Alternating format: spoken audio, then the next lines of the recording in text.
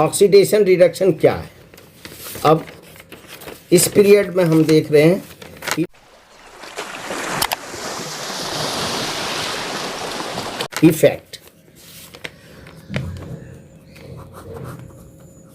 Effect of oxidation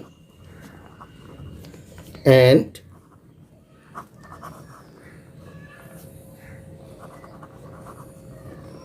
reaction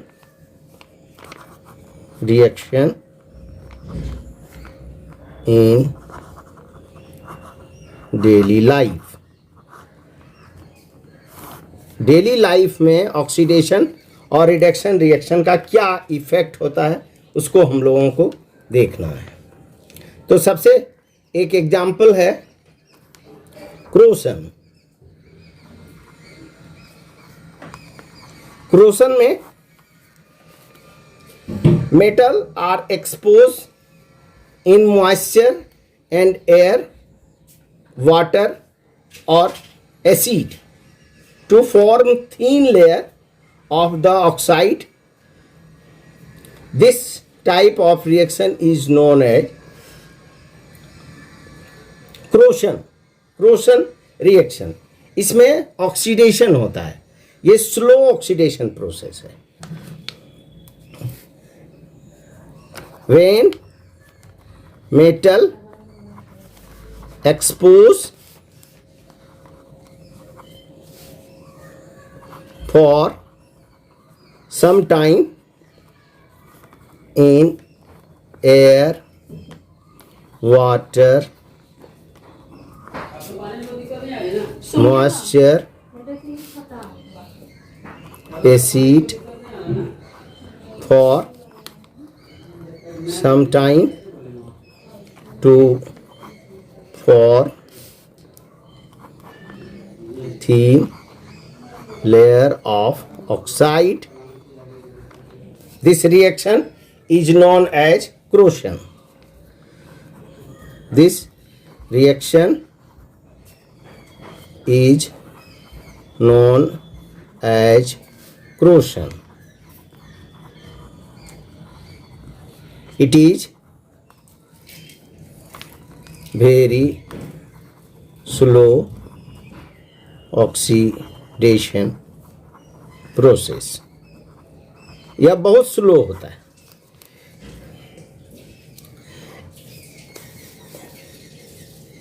इस process के चलते आयरन का लॉस होता है और ये बहुत ही कमजोर हो जाता है, वीकन हो जाता है। जैसे देखते हैं इसका example Fe solid, water liquid to form Fe3O4 plus 4H2 gas solid. तो आयरन का रस्टिंग करने से इसका लाइफ, क्रोशन होने से इसका लाइफ घट जाता है। इसे बचाने के लिए प्रोटेक्ट फ्रॉम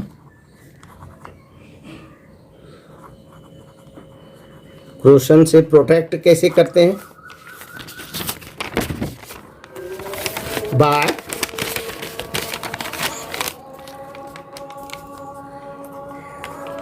ब्लैक पेंटिंग करते हैं या ब्लैक कोटिंग कर देते हैं ऑन द आयरन, उससे कंटेक्ट कम जाता है। या दूसरा उस पर हम लोग ग्रीजिंग कर देते हैं, greasing on the iron rod या आयरन शीट, इस तरह से ये। या ग्रीन पेंट भी कर देते हैं, green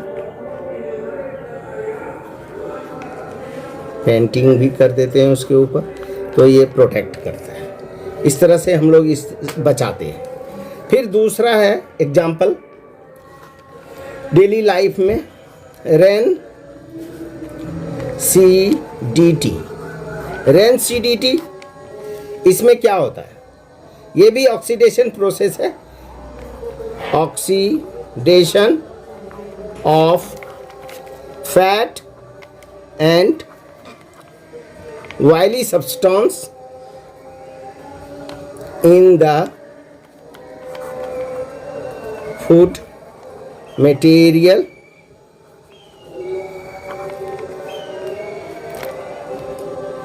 in air called as rancidity।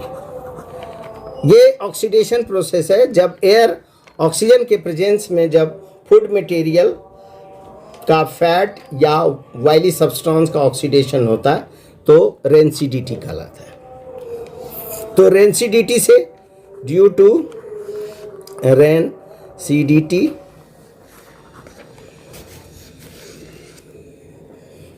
cause bad smell,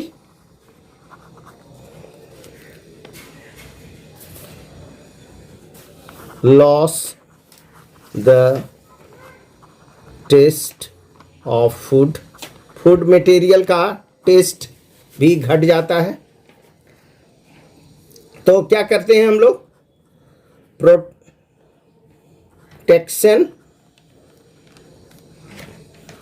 from rancidity. Rancidity से कैसे बचाते हैं?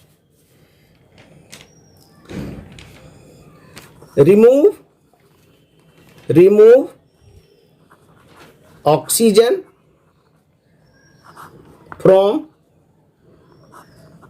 Food substance by passing nitrogen gas.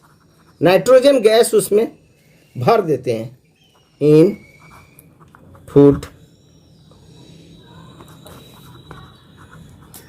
Packet में। जब हम नाइट्रोजन गैस भर देते हैं तो रेंसिडिटी से फूड मटेरियल का बचाव होता है।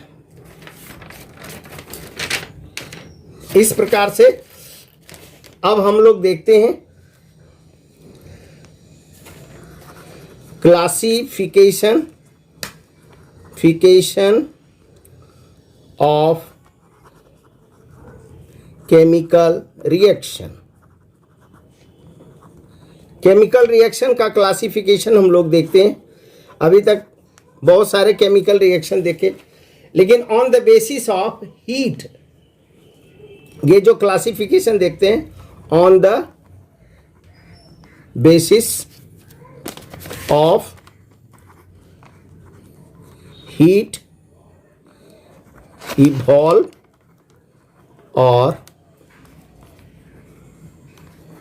Absorb during chemical reaction. Chemical reaction में कितना हीट यूज हो रहा है या कितना हीट निकल रहा है, उसके आधार पे जो केमिकल रिएक्शन का क्लासिफिकेशन होगा उसे हम लोग देखते हैं। तो सबसे पहला जो केमिकल रिएक्शन है उसको हम लोग कहते हैं thermic chemical reaction. Exothermic reaction में क्या होगा? Heat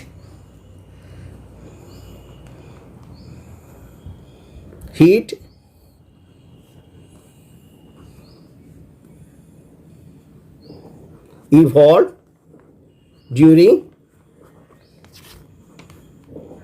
chemical reaction। जब रिएक्टेंट आपस में कंबाइन करते हैं, प्रोडक्ट बनाता है, तो इस रिएक्शन में हीट इवॉल्व होता है। तो ऐसे reaction is known as exothermic chemical reaction. इस तरह के रिएक्शन को एक्सोथर्मिक केमिकल रिएक्शन कहते हैं। जैसे हम लोग इसका एग्जाम्पल लेते हैं, burning of natural gas. Burning of natural gas. Natural gas किसे कहते हैं? CH4, मीथेन को नेचुरल गैस कहते हैं। इसका बर्निंग ऑक्सीजन से कंबाइन करा देंगे तो ये हमें कार्बन डाइऑक्साइड CO2 और हाइड्रोजन देता है। और during this process heat is produce, so such type of reaction is known as exothermic reaction. अब दूसरा देखते हैं हम reaction, endothermic chemical reaction. Endothermic chemical reaction में during the process of reaction heat absorb, during the process of chemical reaction heat absorb such chemical reaction is known as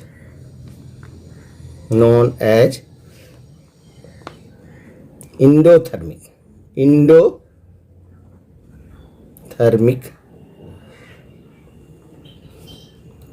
chemical reaction. ऐसे reaction को हम लोग कहते हैं endothermic.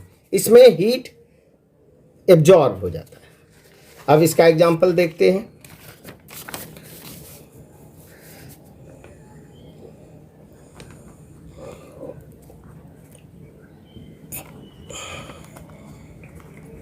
Breaking of stone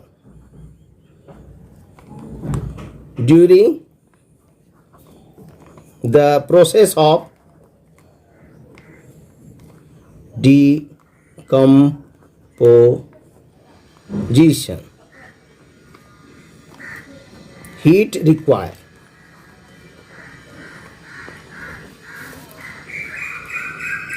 जब हम लोग स्टोन का डिकम्पोजिशन करते हैं, कैल्शियम कार्बोनेट का डिकम्पोजिशन करते हैं, उसके लिए हाई टेम्परेचर हीट की ज़रूरत पड़ती है।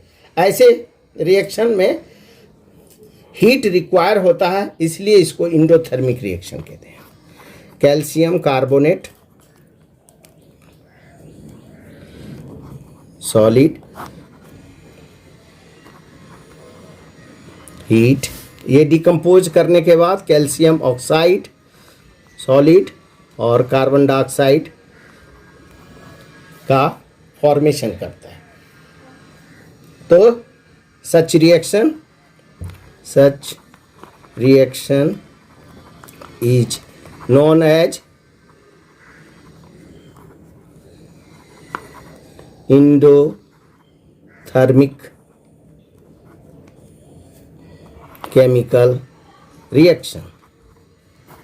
इस प्रकार से हम लोगों ने देखा कि केमिकल रिएक्शन और केमिकल इक्वेशन में इतना ही हम लोगों का सिलेबस है। हम लोग पूरे चैप्टर में आज पूरा कर लिए।